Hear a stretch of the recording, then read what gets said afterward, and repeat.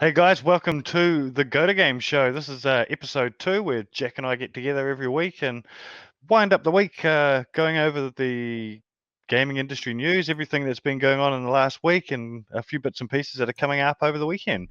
And this week we're joined by Badge 3D. G'day. Thanks for having me on, guys. Yeah. So how's your week been since the last time we spoke, Jack? Mine, pretty good. Just been streaming a lot. Obviously, lots of news coming out, as always. So yeah, a lot of exciting stuff.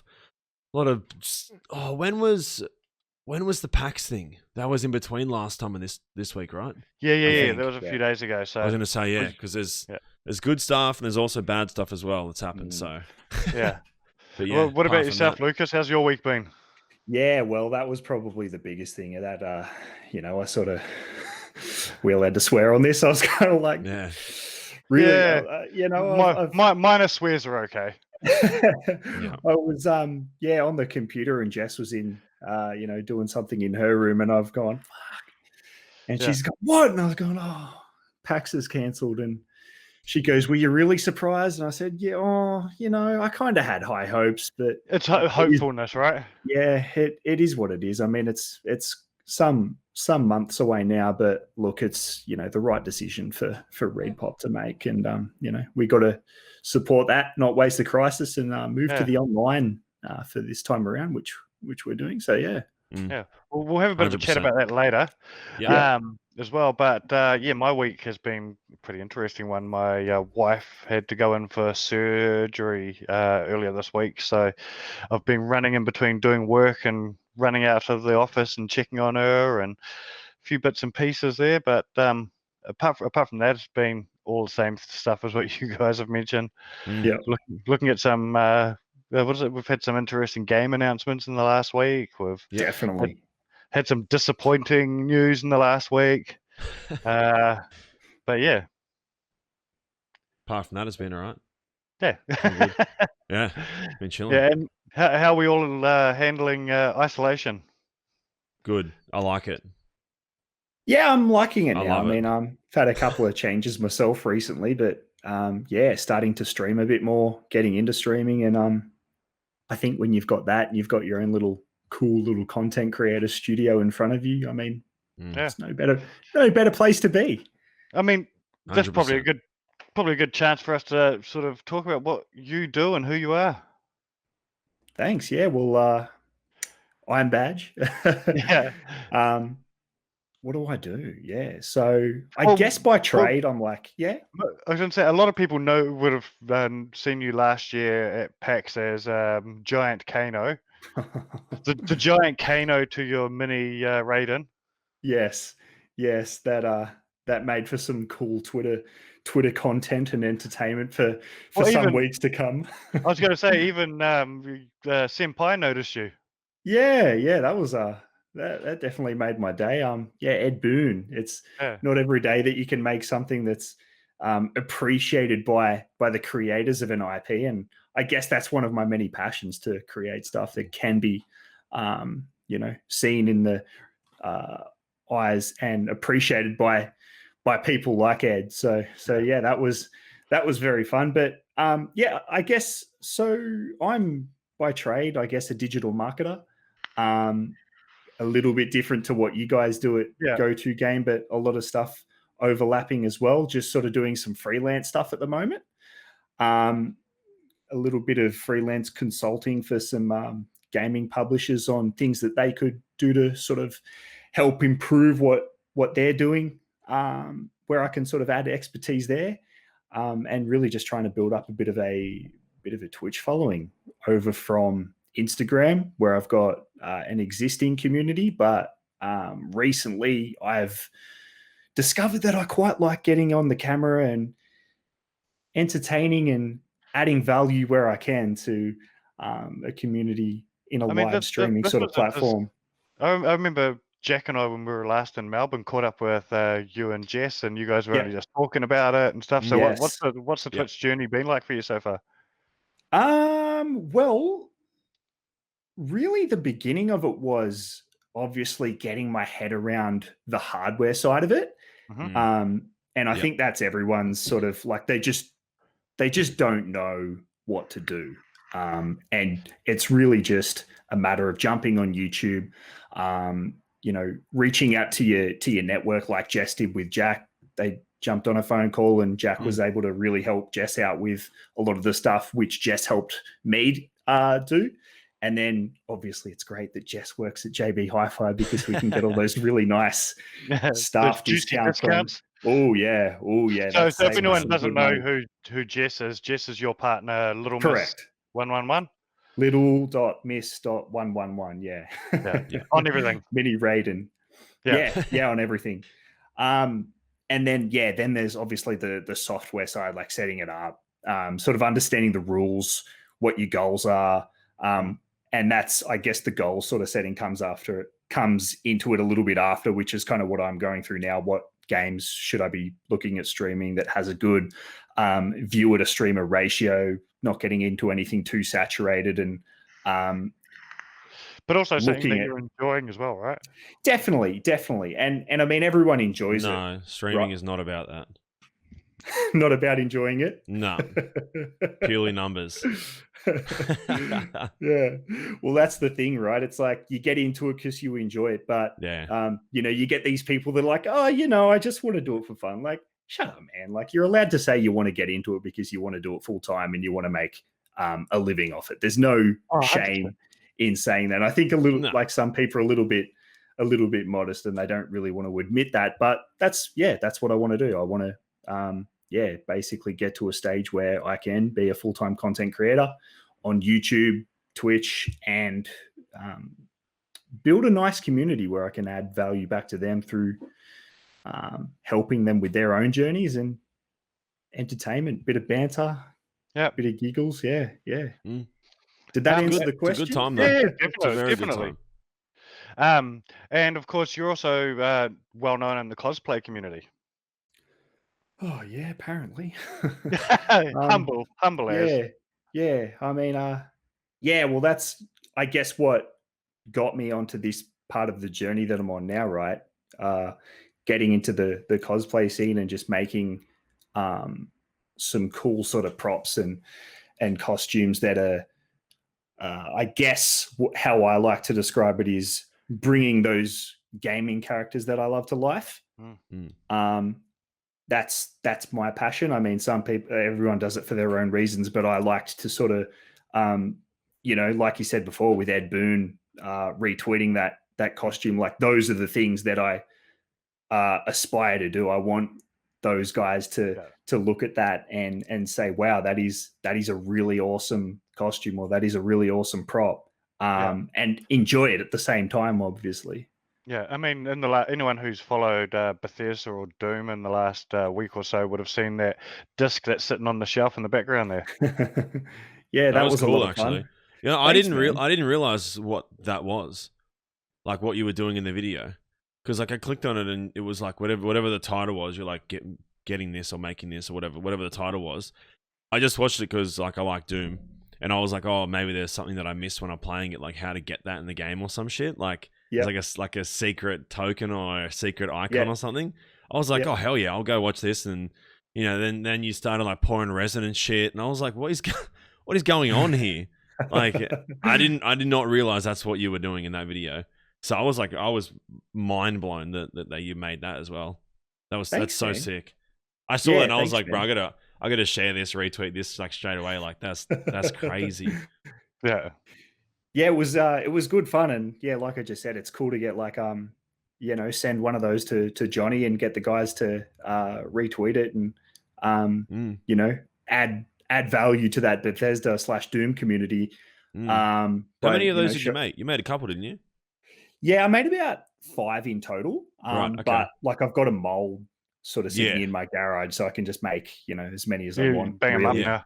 Yeah. That's mad. So I saw you've got one there, but I thought you only made one, and then I saw Spud had one.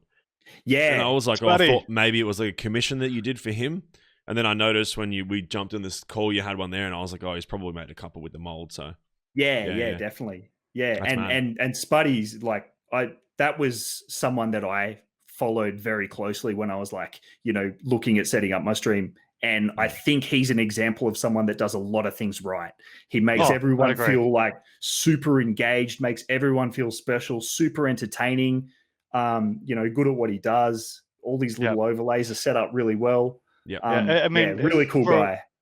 And for a long time, the interesting part about Spuddy was he was an exception to the rule of, showing your face is a good way of connecting to your audience and stuff like that. But he went the completely opposite route for a long time with doing the whole superhero mask character thing, and nobody knew what he looked like. And I remember I'd spoken to him. We'd done campaigns with him, Jack. Yeah. And I'd never seen his face until we were at the Doom event. The Fallout 76 event a couple of years ago. Yeah. And not last year before. Yeah. And everyone's like, "Oh, that's Spuddy," and I was like, "Wait, what? What do you mean?" Yeah. And I was like, "Oh shit!" Do you remember we had to? Oh, I don't know if you actually knew about this. One of the other influencers at QuakeCon that year, we had to ask them to pull down a tweet because they'd tweeted a photo and Spuddy was in there. Oh wow! Yeah, but obviously no one would have known, right? No one would have known. But Still. we just thought, let's be safe. At least obscure his face or something. Yeah, definitely. That's so funny.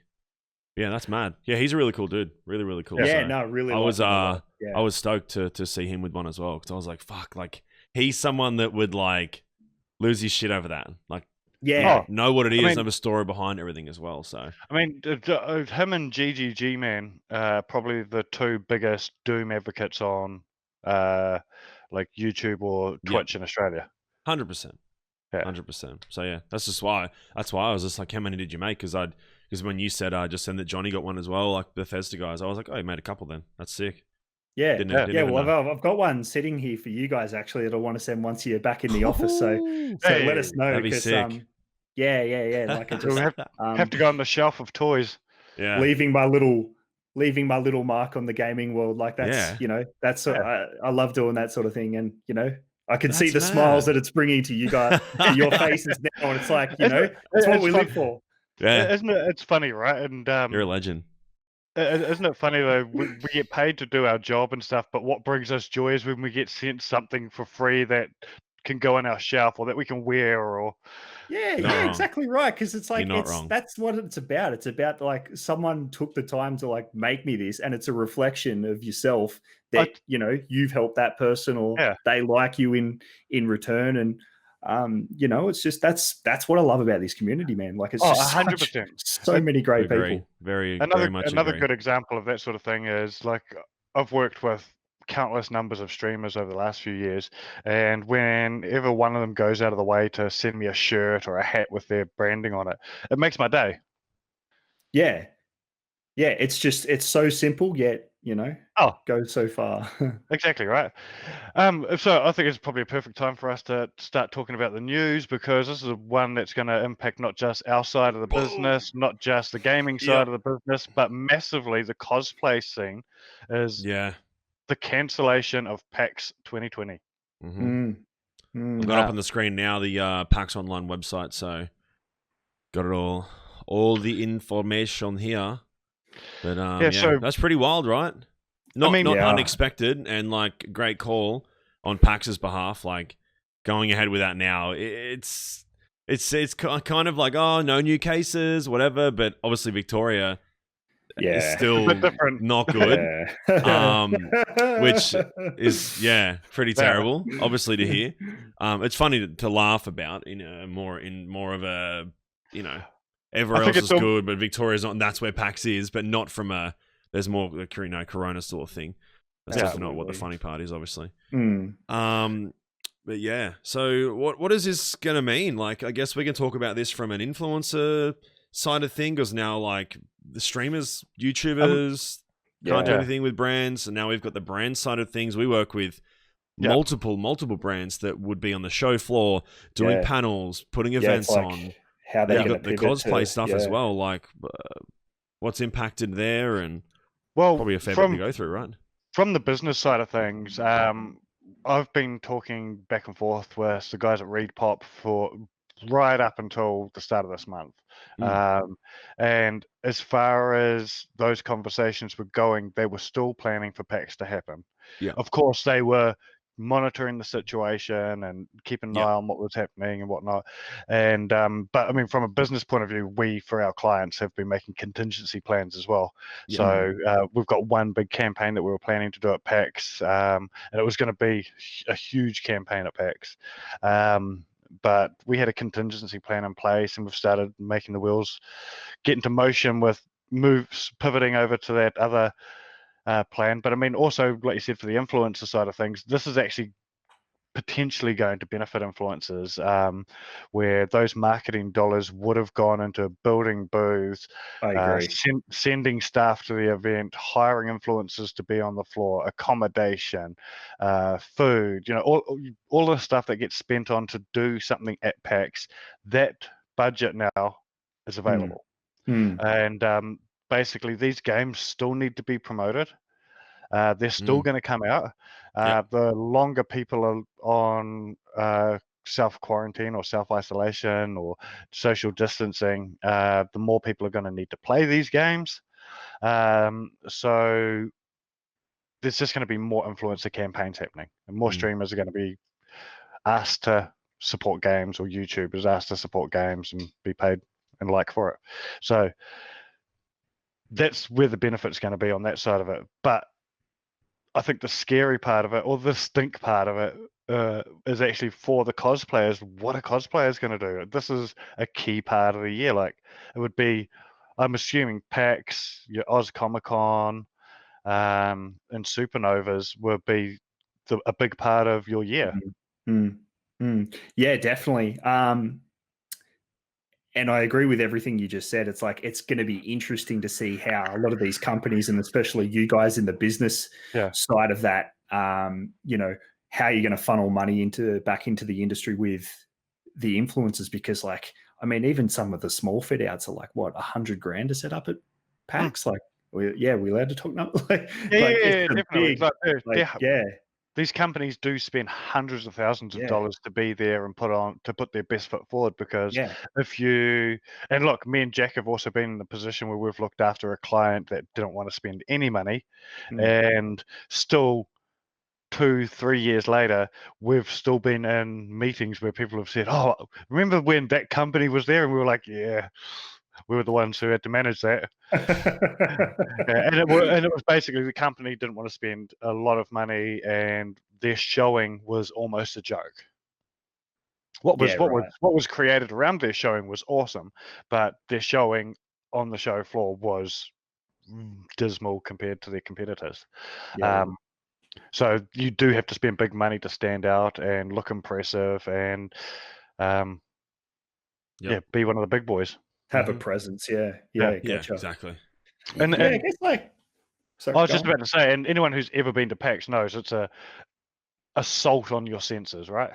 Oh yeah, it's like an arena. That's like one of the big things about going to PAX for me.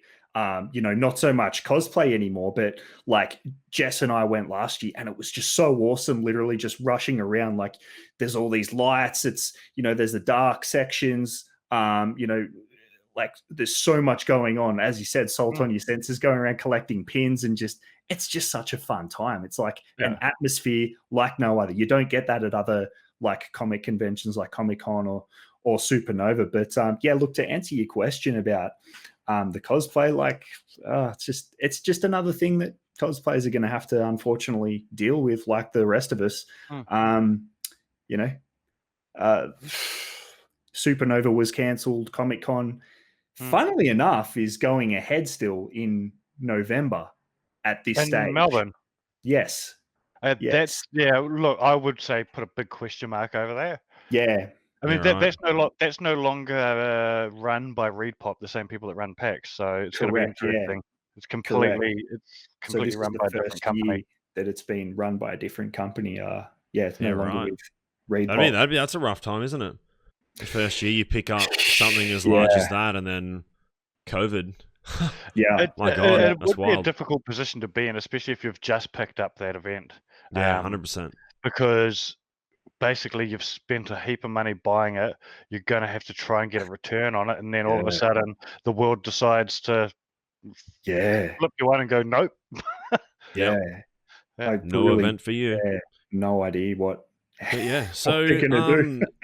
what is the? Do you know anyone sort of around the cosplay community spoken, or have you been in conversations about like what they're up to? Is anyone sort of taking a lead and speaking with PAX about maybe doing some sort of send a video in, and that's kind of how they do competition kind of thing, or?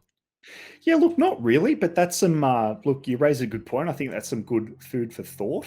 My understanding with PAX is it's not like, and you know, I've sort of listened to a lot of what Guy Yug has sort of like said on his view on, say, like cosplay at Comic-Con versus at PAX, and like obviously around Comic-Con it's a lot more anime, a lot more comic cosplay sort of centric, and there is a big focus on it there. But at PAX it's purely about gaming, and cosplay is kind of like just an added extra with no sort of central focus on it.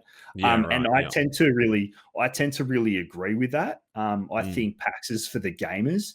But like, in saying that, it is pretty cool to see a lot of the gaming focused costumes, especially when like the publishers or developers actually put money into like some of the cosplayers or influencers to create something really cool. And then like so what 2K did last year with their booth, and then they put on their panels and everything as well for all the cosplay stuff. Yeah, that was cool. Yeah, and those guys looked awesome too. Lucky and Grim as the Calypso twins. Yeah, they're amazing. They're incredible. I actually love how those two have made it massively part of their entire year, because it started with E3 100%. And just went right through. Yeah, that was mad. So that was good. Good on 2K's behalf as well to back those guys and send them through everything. So that was sick. Well, you helped manage the cosplayers at for 2K last year, right? No, Jack. Jack. I assisted, I helped out a little bit with whatever they needed, but I was mainly doing photo and video for 2K for them. So then I was definitely there, like when they were doing everything, getting all the cosplayers sorted before they went up on stage and all that sort of stuff. But it's like having an extra set of hands. Definitely wouldn't say I assisted, with it, but we've had them. previous. I helped though. We've had previous years where we've employed cosplayers to be at booths, whether it was at PAX or where was the other ones that we've had at IEM? IEM was the main one. Yep, another one. Yeah. So that was cool. It's awesome to be able to utilize cosplayers, especially cosplayers that are passionate about the brands as well.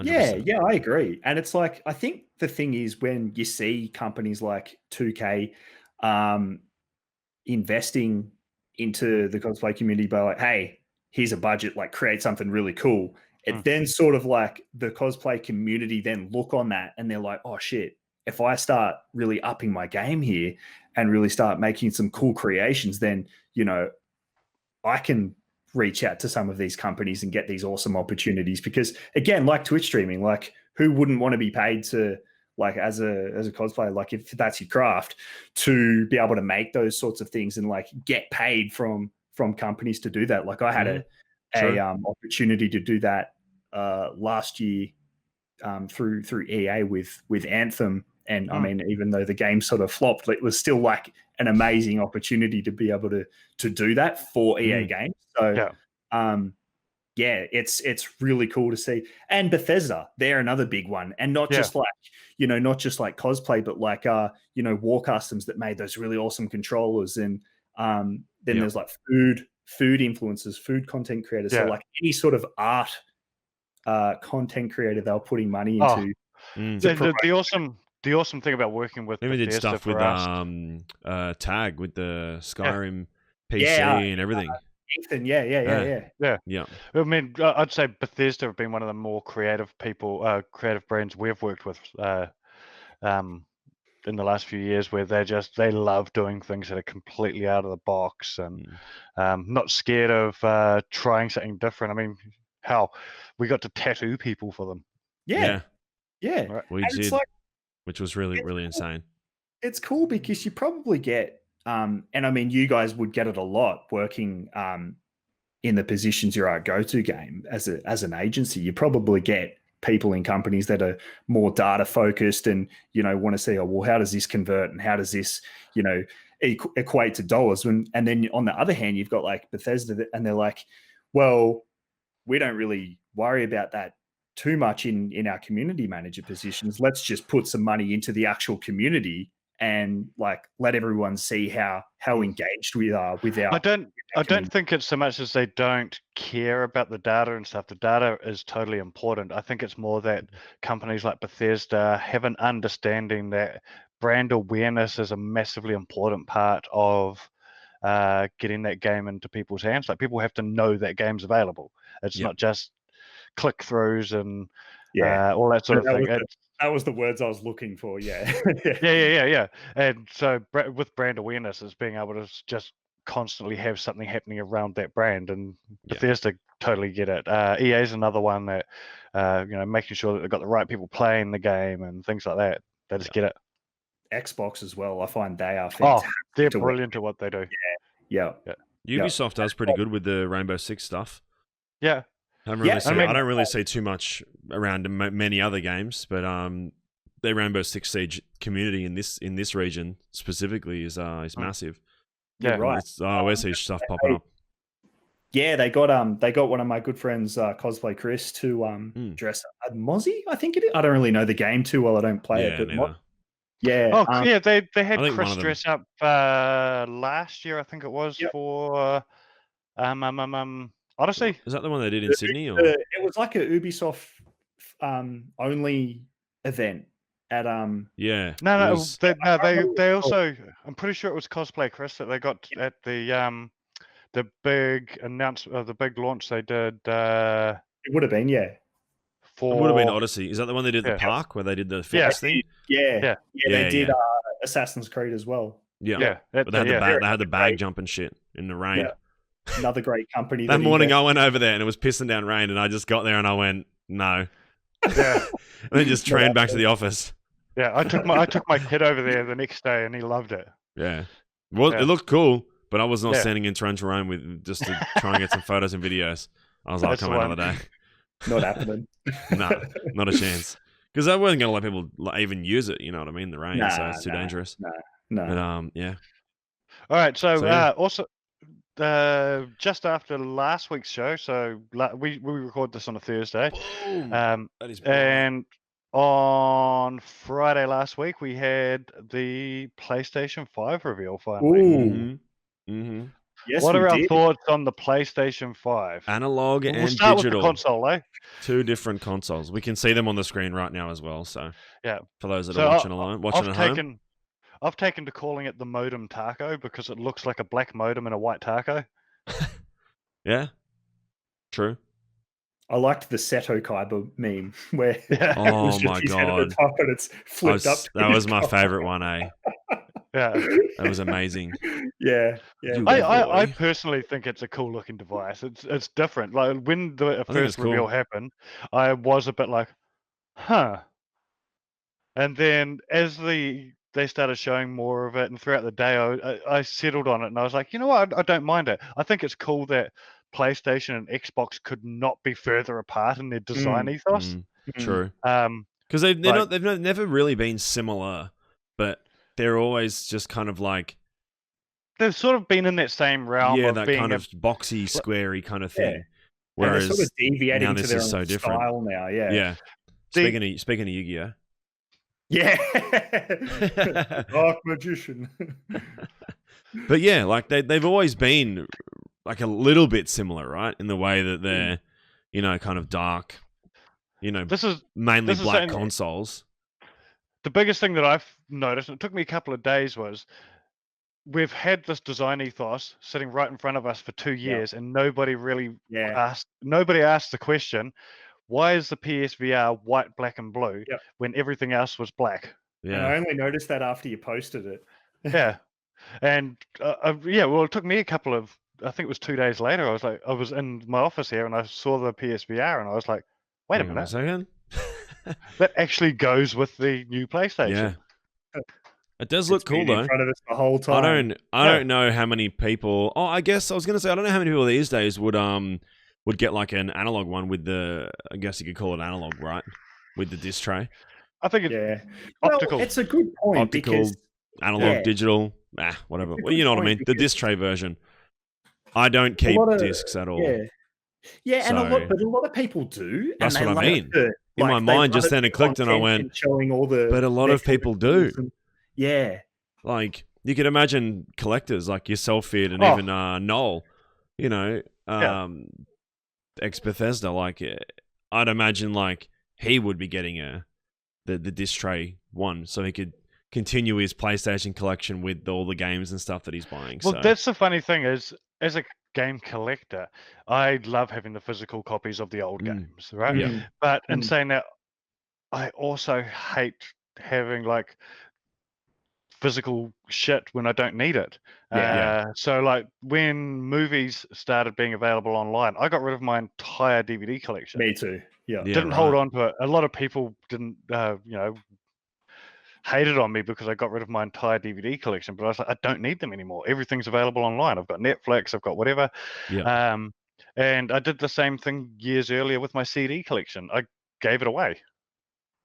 CDs. I remember those. Well, I had racks. I had racks of CDs. I had racks of CDs, and then as it started getting more and more accessible online and digital, I just got rid of them. It got to a point where I think I moved house and never bothered unboxing my CD collection, and it sat there for like 2-3 years, and I was like, why am I even holding on to these anymore? Yeah. I think I pulled out a couple of collector's editions to keep. Yeah. And gave the rest away. Well, that's what I did when we moved recently. I had a heap of games there, and like old PC titles and stuff as well. Like back in the day when I had like the boxes with like the 4 CDs in it, and I just went, I just don't need them anymore. I've got Steam. Like, I have those games on Steam now. I don't need the discs. I don't even have an optical drive in my computer. To put the discs in if I wanted to. So I just the thing is, I can remember the first time we were sent a copy by one of the publishers at the office, Jack, and it was a CD case that had no CD in it. And both of us cracked up because it was just a bit of cardboard stuck in there. It was a metal one. It was like a collector's edition. I think it was for Doom 2016. Possibly was. I'm pretty sure it was. Great game. But we had the collector's edition. Is that the one that came with the Revenant statue? I think. Yeah, it was. Yeah, and it had the steel case. Yeah, the steel case, but it just had a bit of paper in it with the code on it you put in Steam. Yeah. Or in the Bethesda launcher, whatever it was. And I was like, that's cool because I like the metal case, but like also I was like, fuck, this is so funny. Because like, it's just a weird again, I didn't have an optical drive at the computer at work anyway, so wouldn't have been able to use it. Yeah. Yeah. So what were your highlights? What were your highlight games that were announced? Ratchet and Clank. Ratchet and Clank. I really liked the look of that Returnal game. That looked amazing. Yeah. That was probably the standout for me. Like I'm really looking forward to see what they do with Godfall. I've actually started 3D printing that mask. Of course you have. The lion mask, because I think it looks really cool. And like that was something I wanted to sort of maybe like reach out to PlayStation and be like, hey, you've made this like cool mask. How about we look at, making the full thing? But, it's probably not really going to happen anymore just because PAX isn't going ahead. But look, it might be something. Make one for a giveaway or something like that. Who knows? Yeah, exactly. They might get involved. PlayStation. Yeah. But there's a lot of cool games. Ghostwire. I know I've already seen that a lot, like Tokyo. But that just looks sick. But Ratchet and Clank, bro, Rift Apart. That looks wild. I remember playing Ratchet and Clank on PlayStation with my stepbrother, like in his basement years ago. We played the shit out of that game, and I haven't seen one really since then that I've gone that. Well, every other iconic PlayStation game got a relaunch in the last 12 months, so it's awesome that Ratchet and Clank's finally getting one. But it's not a remaster; it's like a new game. No, it's a new game, which is what I'm hyped about. Yeah, Gran Turismo 7. Like I'm never really like I'm a car guy. But I've never really been a Gran Turismo kind of guy. Like I'd prefer rally games. Like I'm always been a dirt kind of racer. But Gran Turismo's going to be free. and it just looks incredible. Yeah, it just looks fantastic. I couldn't get over the fact it's going to be free. Yeah. Is it like multiplayer? Is it on like what? I'd imagine it'd just be a full game, will, right? Yeah. I'd imagine they silly probably have question, some online thing, Is right? it like online? Yeah. Yeah. I'd imagine so. I would assume so. You'd imagine so, but at the same time, like, you could also, if it wasn't, you go fair enough. Like, it's always been that single player experience, right? Actually, I can tell you what, Jack, I wish we had actually written down a list of all the guesses that we made last week, because we were on the money, bro. Like we said a new Gran Turismo. Yeah, new Spider-Man. Yep, which we got, which was with Miles. That looks so good. It looks insane, right? So good. They could not have planned Grace that Grace said Horizon 2 or whatever it would be called. And yeah. Forbidden West is out as well. So you know, I still haven't played Horizon. I've got to get Zero Dawn. I haven't played it, man. Yeah, I really want to play it. Beautiful game. Yeah. I've played the first sort of bit of it, and then I think Death Stranding came out, and I was like, I'm playing Death Stranding. I still haven't played that either. That's good. Yeah. The only game I've played in the last 2 years, year at least, is Grand Theft Auto 5 roleplay every day. And I played a bit of Minecraft and now a bit of Mafia as well. Who else laughed when that first came? That was like the first game. GTA 5 is coming to PlayStation 5. I know, dude. How wild, right? It's so crazy that, I got that on PS3 7 years ago in 2013. I remember taking 2 weeks off my job to play it. And then like my housemate came home and I was like, bro, I just got up to fucking playing as Trevor and it's like the best thing ever, man. You got to get onto this game. Dude, I remember. I remember going to midnight launch. I drove there, parked in the car park of a petrol station, ran across the road, and everyone was in the rain and shit. And I waited for 3 hours, and I was like, "Bro, the line's not moving. I got to go." So I went. I left there, and then went to work, and then picked it up on the way home the next day. That is the most GTA midnight launch thing I've ever heard. Like, there was like a little cover at the front of the store, and then no cover around the corner, and everyone was there just pouring rain. Just like with hoodies on, just standing there, just getting dripped on. Like a couple of umbrellas, and that was it. Detailed his recollection. 200 people. I can remember it like it was nothing else because I had to get up and go to work at 6 the next morning. But I was like, I need to get it and play it for a few hours before I go to work. Then it got like 3 in the morning, and the line had not moved, and I went, I gotta go, Like I'm not getting this. Yeah. Yep. And then I remember I got home, and my mate was like, the line's moving. Almost everyone's got their games, and I'm like, do I drive back? And I remember I was walking back and forth in my house. Like, do I go? Do I not go? Do I go? And I didn't go. And I still wish I went though. But I just remember it's so vivid. Yeah. I think the other guess that I made didn't happen, but I feel like Capcom capitalized on the rumors of this game. So I said I was hoping that the rumors were true and we were going to get a Silent Hill reboot. Did you guys? Right. So have you watched the trailer from the Resin Evil Village announcement? Don't remember it. No, not off the top of my head. Yes. So the first 70% of that trailer, you could honestly have picked that as being Silent Hill. Like they had the flakes coming down from the sky. They had the mist in the air.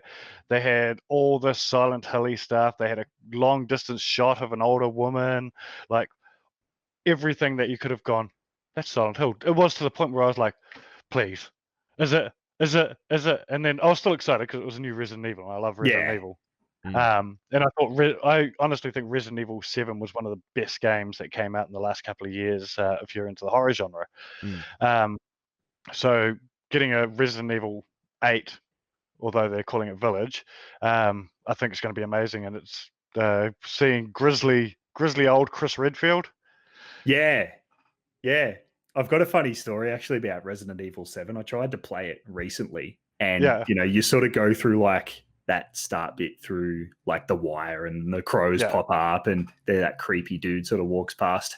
Jess was sitting there watching me play, and because every now and then she'll give me a game that she wants to play, and I know that if I don't bring this up in this podcast, in this show, that she'll be very pissed off. So that first door that you're supposed to walk into, I couldn't do it. I Oh, really? Oh, It was really? just too creepy. It was just so creepy. And I was like, Jess, I can't do it. I'm like starting to sweat and freak out. So I think it's something that I'm going to have to revisit on stream and just have, chat sort of, there as my moral support. And it was actually funny when that game first came out. I was a bit anti them going first person because I think being a bit of a Resident Evil purist, I was like, well, it's supposed to be a third person game, and but when I played it that first time, I got it right. Especially like I felt so immersed in that world, and then like you said, that first door was creepy as fuck. I've got a story about that too. Yeah.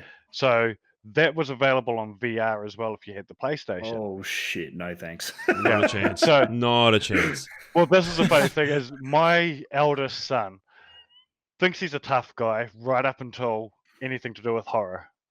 And I said to him, "Oh, I've played Resident Evil. It's awesome." And he goes, "Oh, actually, he was watching me play it a few times just with the controller." And when they released the VR patch for it, I put it on him and I said, "Right, you have to play it." And he goes, "Okay, I'm going to play it." And he was freaking out a bit going through all the barbed wire and all that. And he got to the door, and it was hilarious. So he's got the VR headset on, opens the door, and he's like this. Like looking, like trying to peek, and then he just took it off. He goes, "No, I'm not playing it," and he walked out. Never made it in the house. Oh, I didn't put it back on.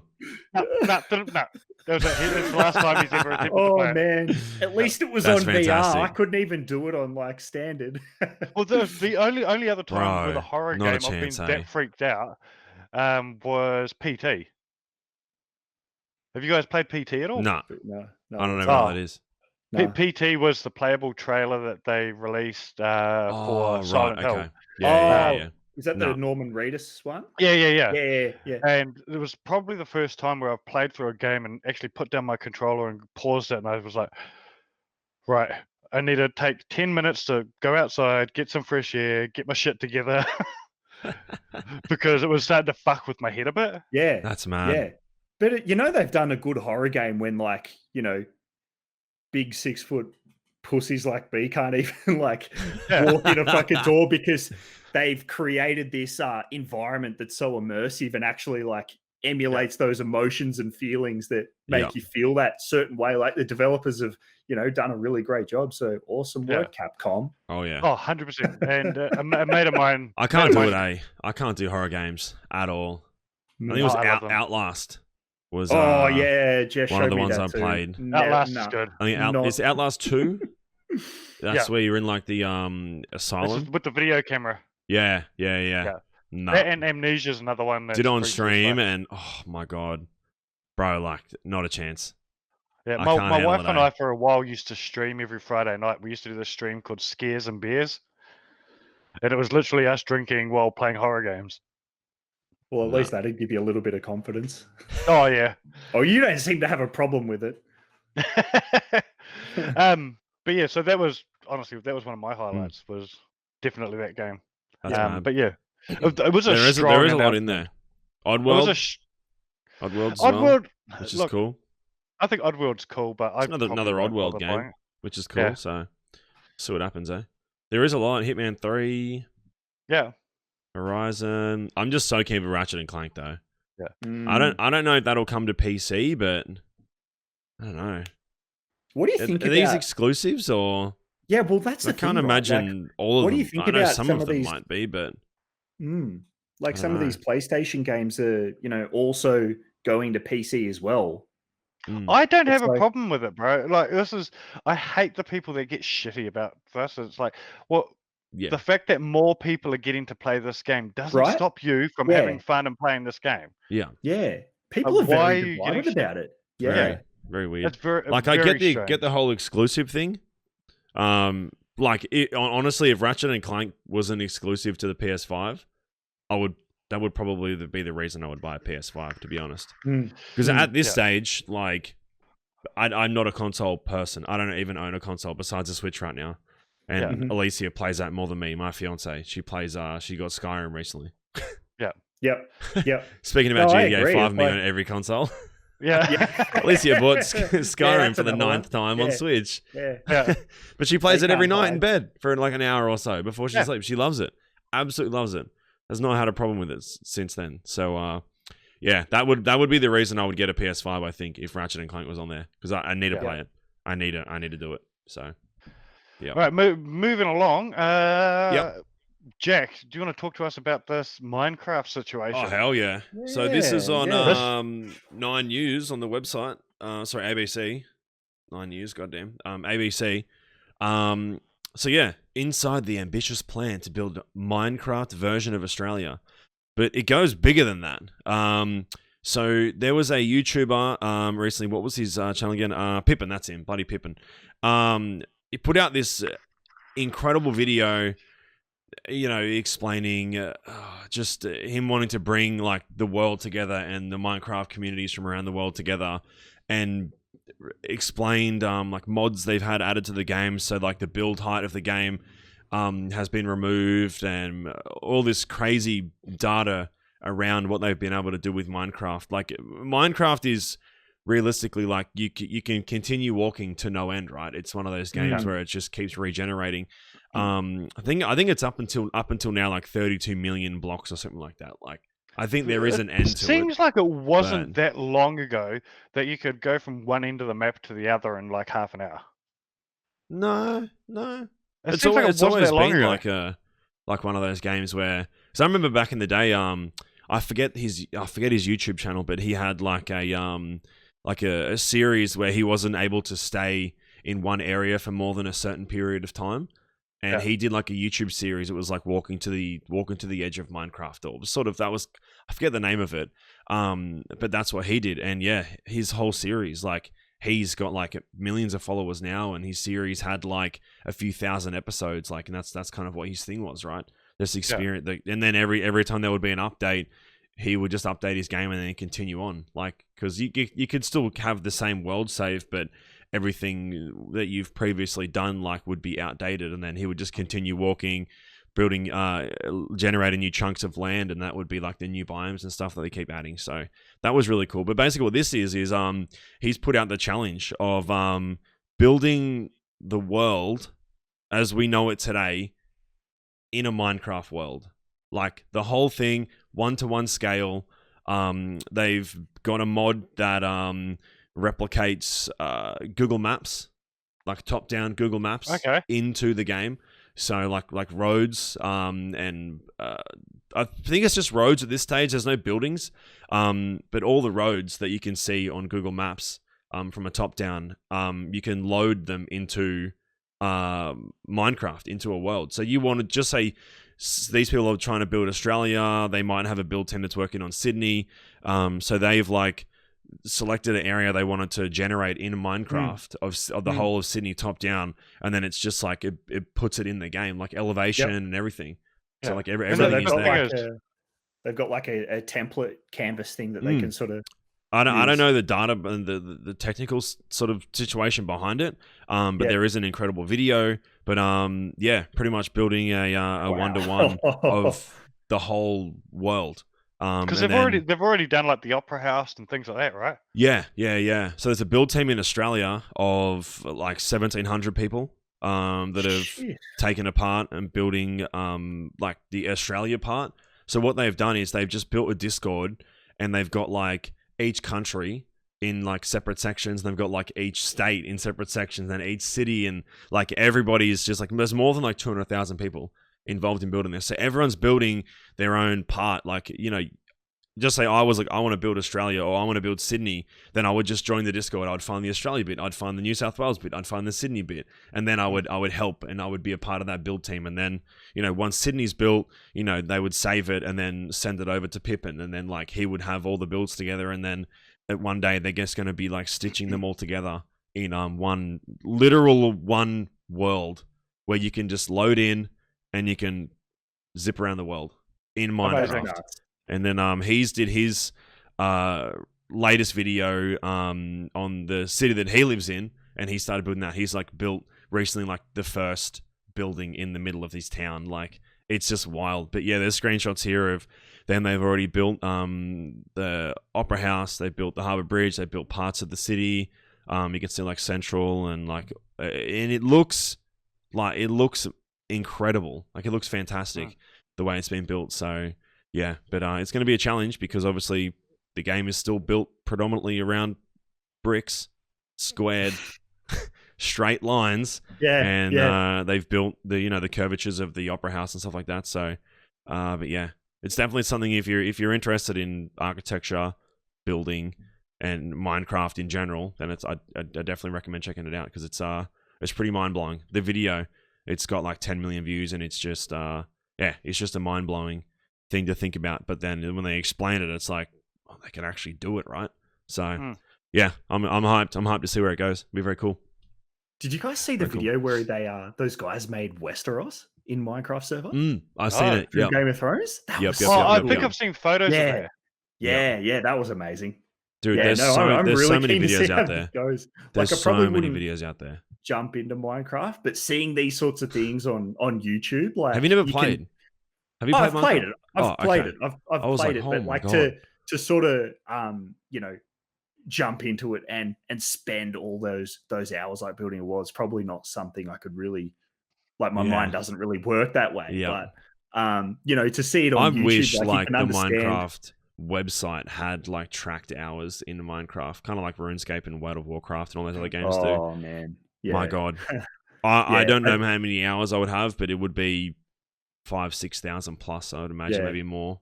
I don't know. You built the start of your bloody content creation career pretty much on Minecraft, right? Mm-hmm. Yeah, got like 800 videos or something on Minecraft on my channel, so a lot of hours. Yeah, a lot of hours in recording, but a lot of hours just building in the back end as well. And even now, just playing. So yeah. So another company we have mentioned a few times already today, they've got their big announcement tomorrow, is EA. 16 hours. Yep. Squadrons. So we got EA Play, or they're calling it EA Play Live this year because they've got no physical event. This is normally held literally the same week of E3. They're separate from E3 though, so if you're actually in LA, you've got to drive like half an hour to get to the EA event from the E3 venue. Okay, so we're still doing an actual event, are they? Well, no, they're not doing it. That's what I'm saying. Right. It's normally separate, but on the same week as E3. Oh, I gotcha. Yeah, I get what you're saying. Yeah. But they're doing this live one, just like everyone else is doing now. And what are we sort of expecting? Ooh. I mean, like you said, Badge, Squadrons. Yeah, and in saying that, like, I don't know if you guys played Rogue Squadron, was it? Like back in the day? Yeah. I think I've got a copy of that here. Was that on Nintendo 64? Yes. I think it was, yeah. That, like, I mean that was like one of my grassroots games, right? Shadows of the Empire, Rogue Squadron, but yeah. From what we saw in that trailer, like, I know it's not gameplay trailer, but it looks quite good. It looks quite like an RPG trailer. Sort of, like an RPG style pilot. I don't know what or is it like basically 5v5? Yeah, from what I've gleaned from people who know a bit about it from the inside, is it's looking like it's going to be 5v5. You choose, you're either the dark side or whatever. And it's almost going to be like an esport. Yep, that's what it. Yeah, right. 5v5. That's probably what it sounds like. Yeah. Do you reckon it'll be a free to play? No, I don't think it's going to be free to play at all. I think it'll be one we'll have to pay for. I mean, look, EA may surprise us. They've made some pretty positive decisions in the last year or so with their games. Of course, Apex Legends was free to play, and then they released finally a amazing single player Star Wars game with Jedi, Fallen Order. So, hey, they may surprise us and say it is going to be free, but there's definitely going to be a gameplay showing tomorrow of the game. So we'll be able to finally see what the game is actually like to play and not just the cinematics. Yeah, it looks like it's going to be dope. I'm on board anyway, being a Star Wars guy. So me too, man. Yeah, me too. Like, you feel like it might very well be a free to play, given that like if they're trying to tap into that esports sort of route, you know, and then obviously through the microtransactions and cosmetics that they monetize it that way. But yeah, it'll be interesting to see some gameplay and how they sort of want to what audience they want to sort of target with it. I've got a situation. I started watching Star Wars 2 weeks ago. Yep. Oh, you did too. Yep. After years of watched the you first, being the only person in the office who didn't watch the first half of the first movie, and then the kids didn't really care, and neither did Alicia, and we haven't watched it since then. Is that episode? Did you 4? start with episode 1 or did you start with episode 4? Yeah. No, we started with however they came out. Okay. Oh, okay. Yeah. It is still a little bit backwards, right, with the way the numbers work. Yeah. But we just went from the timeline of release. Yeah. I thought that was the best way to watch. But it was very cool. Very cool. There's a lot of debate about what the right way to watch it is, but yeah. What is it? We just met Obi-Wan, I think. Yeah. Just met him. He's like out in the desert by himself, right? That was pretty cool. Well, he's getting his own series soon. Yeah. Yeah. Right. On what is it, Disney Plus? Yeah. So tapping back into that character a lot. I really feel like because I've never really been a massive fan. Like I've known about it and everything, but like just watching it, I feel like I need to properly actually legitimately watch them. But they're on what is it, Disney Plus now anyway, so there's no real reason for me not to besides timing, but yeah, I need to. So I've got a situation for you, Jack. Tomorrow morning, we get the EA Play stream starts. We'll probably get an Apex Legends announcement. I'd say they'll probably leave the Squadron gameplay to be a bit later on into it, but you always get a few surprises with these things. What if your hashtag from 2 years ago comes true? Which one? Hashtag make EA skate again. Oh my god. Can you imagine if they dropped Skate 4, bro? That's what I mean. And they didn't tell anyone. And for some reason, this whole time, they had no leaks or anything. They had a small team. They had a small team, and, you know, everyone was NDA'd out the arse. Oh my god. Possibility. Tony Hawk's is I guarantee you I'll cry. Yeah. I mean, look, I'll cry real life. Bethesda's proven that they can keep secrets. So why can't EA? I mean, look, nobody saw Fallout 76 coming. No. This would be the perfect time too. With the Tony Hawk remaster, with Skate XL taking over. Skate XL, when it first dropped, was, I was going to say dog shit, but I don't know if I should say that. But I will. Because it just felt horrible. They had this tiny little map that showed nothing, and it was just terrible. And then recently I got gifted it through Steam, and I was like, I'm going to give it a go again. A lot of friends that play it, and I've been playing it like a little bit here and there, and it's actually sick.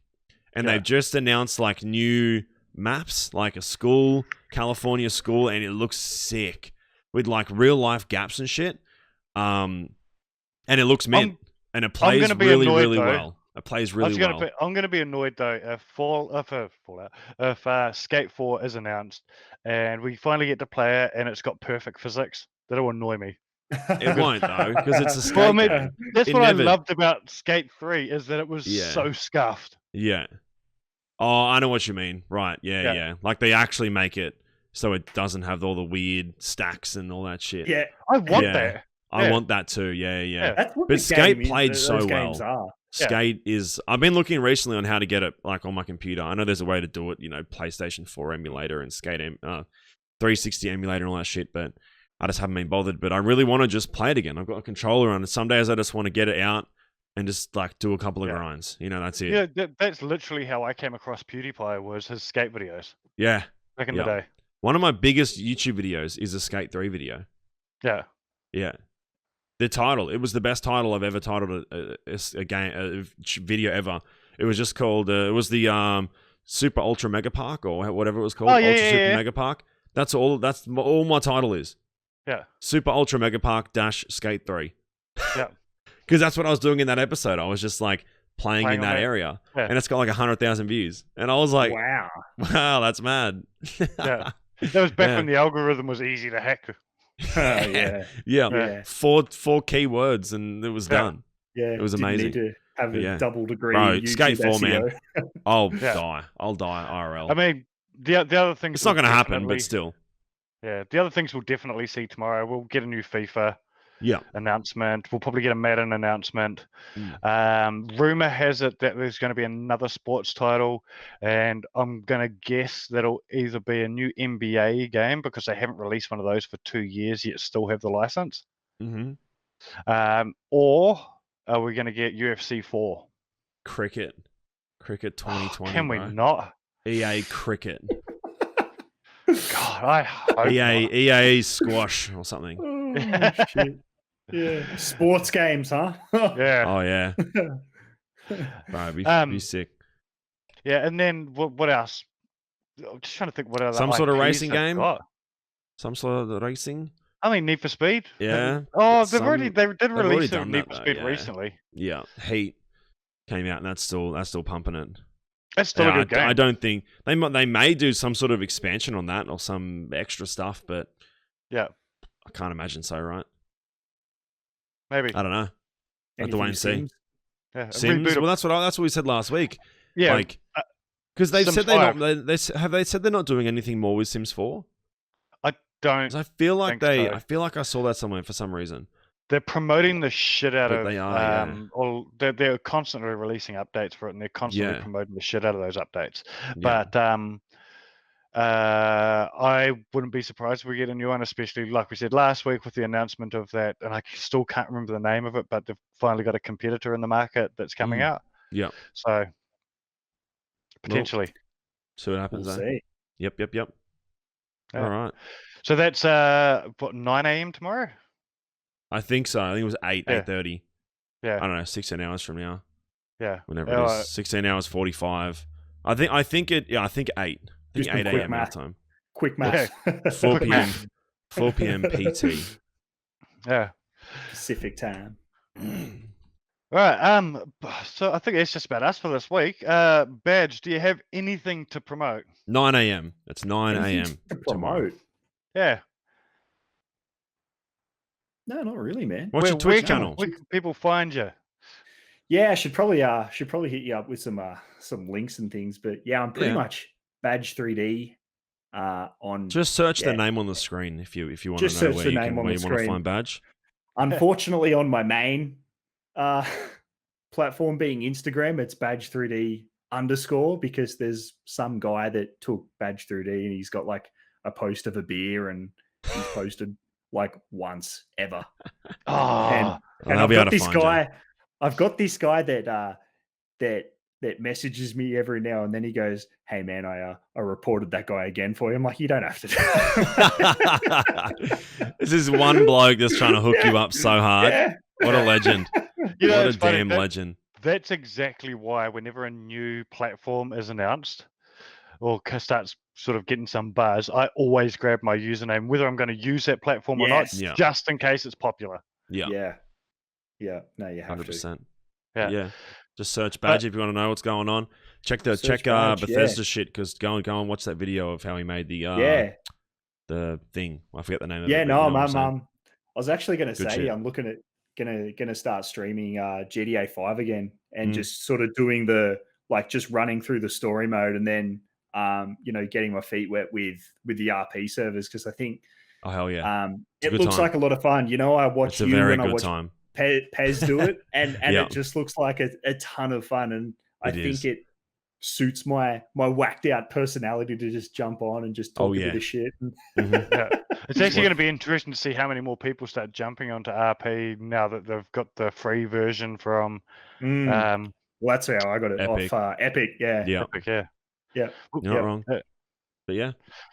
All right. And anyway, if you want to follow us, you can follow GoToGame at gotogame, or on Facebook, if you just look up goto.game, you can find us there, and our website, www.goto.game, or you can find us on our personal socials as well. I am at FidMcAwesome on everything, and Jack Hutto. Yep. Easy one. Yep. On everything. Streaming every night on Twitch. Yep, that's it. That is the one.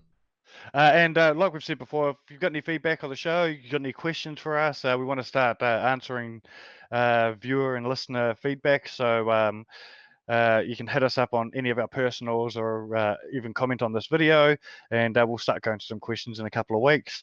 Mm-hmm. And that's us for this week, and we'll be back this time next week. Yep, will do.